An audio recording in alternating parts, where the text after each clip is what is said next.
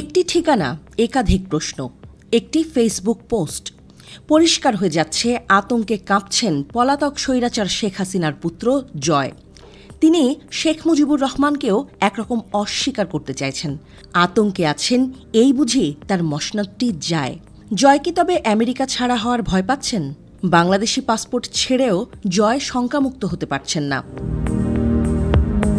হাসিনা আমলের তথ্য প্রযুক্তি উপদেষ্টা এবং মুজিব দৌহিত্র পরিচয়কে ঢাল করে যিনি যুক্তরাষ্ট্রে বসবাস করেন, সম্প্রতি তিনি নিজের ভেরিফাইড ফেসবুক পেজে একটি পোস্টে দাবি করেছেন, আমার ঠিকানা প্রকাশের উদ্দেশ্য আমাকে নিরাপত্তাহীন অবস্থায় ফেলা। সঙ্গে যোগ করেন, আমি নিজেকে রক্ষা করতে সম্পূর্ণ প্রস্তুত, আর আমার বাড়ি ৩২ নম্বর নয়। কিন্তু প্রশ্ন থেকে যায়, এই আত্মপক্ষ সমর্থন কি সত্যিই নিরাপত্তার প্রশ্ন, নাকি বিতর্কিত সম্পদের দায় এড়াতে কৌশলী কণ্ঠ? বৃহস্পতিবারের পোস্টে জয় অভিযোগ করেন, এই সরকার দুর্নীতি দমন কমিশনকে ব্যবহার করে আমার বিরুদ্ধে মিথ্যা অভিযোগ তুলেছে। নিজেকে আইটি উদ্যোক্তা হিসেবে পরিচয় দিলেও তার কোটি টাকার বাড়ি, তার মালিকানা পরিবর্তনের সময়কাল ও কর সংক্রান্ত স্বচ্ছতার প্রশ্নে তিনি নিজের সুবিধাজনক ব্যাখ্যা হাজির করেন, যা নৈতিক জবাবদিহিতা অনেকটাই এড়িয়ে যায়। জয় জানান, আমি ভার্জিনিয়ায় 2টি বাড়ির মালিক নই। একটি বাড়ি আমার 2018 সালে কিনেছি। আগের বাড়িটি বিক্রি করে এটি কিনেছি। এর দাম বর্তমানে $15 লাখ বেড়েছে। কিন্তু প্রশ্ন হচ্ছে, এই বাড়ি যেটি বর্তমানে প্রায় 20 কোটি টাকা সমমূল্যের, তা কি শুধুমাত্র আইটি ব্যবসা থেকেই অর্জিত?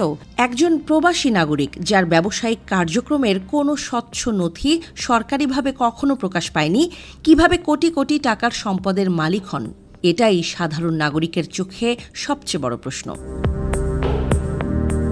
বাড়ি যে তিনি 2018 সালে কিনেছেন তা তিনি নিজেই বলেছেন। তবে ঠিক কোন প্রক্রিয়ায়, কী পরিমাণ অর্থ দিয়ে, কিভাবে সম্পদের উৎস দেখিয়ে মার্কিন কর্তৃপক্ষকে সন্তুষ্ট করেছেন, এসব প্রশ্নের উত্তর মেলে না পোস্টটিতে। জয় দাবি করেন, FBI আমার বিষয় তদন্ত করেছে এবং অবৈধ কিছুই পায়নি। কিন্তু সাধারণত যুক্তরাষ্ট্রে কোনো ব্যক্তির বিরুদ্ধে FBI তদন্ত করে এবং তাকে অব্যাহতি দেয় এমন বিষয় জনসম্মুখে আনলে তার স্বচ্ছ রিপোর্ট প্রকাশ হয়। জয় সেটি করেননি।